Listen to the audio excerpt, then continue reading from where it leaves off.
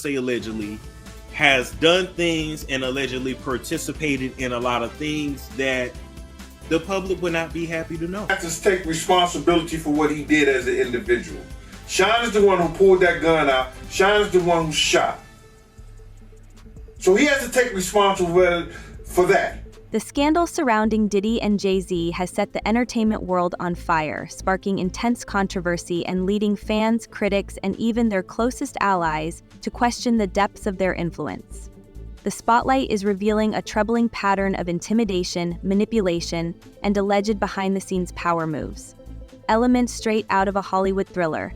As both moguls' reputations unravel, the intrigue deepens. Despite Diddy being locked away in a high separate facility, and JayZ remaining a free man, there are mounting suspicions that they might still be orchestrating efforts to control the narrative, silence key witnesses, and potentially rewrite their legacies. Well, Combs is separated from the general population, right? He's with, or was with Sam Bankman-Fried at least, and the irony there is that's someone who was granted bail, tried to tamper with witnesses, the judge revoked his bail. So that just goes to show how these federal judges feel about witness tampering before trial. Let's start with Diddy.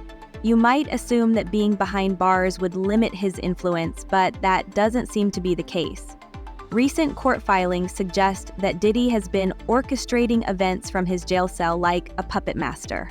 Prosecutors allege that he's been maintaining constant communication with individuals on the outside, using unauthorized methods to reach potential witnesses and victims. It's reported that he's been leveraging the phone accounts of other inmates to make calls, bypassing prison regulations, and even using tactics like three-way calling to circumvent restrictions on who he's allowed to contact. And here's where it gets even messier. These calls are said to be coded, ensuring that even if authorities are listening, they'd struggle to uncover his true motives. So yesterday, on Monday, Diddy celebrated his 55th birthday, but this year was a lot different. It was no Diddy parties. It was none of that. None of that stuff. Well, happily so, I guess, right now. But anyway, so this is his first birthday behind bars. So what exactly is Diddy allegedly saying during these calls? Prosecutors claim that he's been instructing family members and associates to dig up dirt on witnesses, intimidate them, and even offer bribes to prevent them from testifying. One note, reportedly seized from his jail cell during a routine sweep, allegedly outlined strategies for gathering compromising information on individuals involved in the case. Just think about that for a moment. This man is sitting in a detention center, yet he appears to have the reach and resources to influence those on the outside. It's almost as if he believes his power transcends the four walls around him. Then there's his use of subtle threats veiled in coded language. For example, in one intercepted phone call, Diddy reportedly referred to keeping the worms away from the house and reminded someone that he kept a sample just in case. What does that mean? Many believe this could be code for holding on to incriminating evidence as leverage, an old tactic to ensure loyalty and silence. There are also cryptic references to weathering a storm and needing vitamins to stay strong. If this sounds like something straight out of a spy thriller, it practically is. And it doesn't stop there. Diddy's legal team is reportedly feeling the pressure from his actions. During a recent bail hearing, his own lawyers expressed frustration, stating that he's making their job nearly impossible despite their advice to remain quiet and maintain a low profile.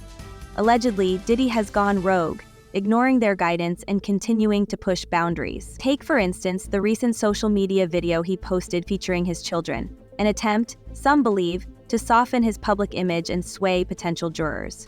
Prosecutors quickly jumped on it, labeling the video as a blatant attempt to manipulate public perception and undermine the justice process.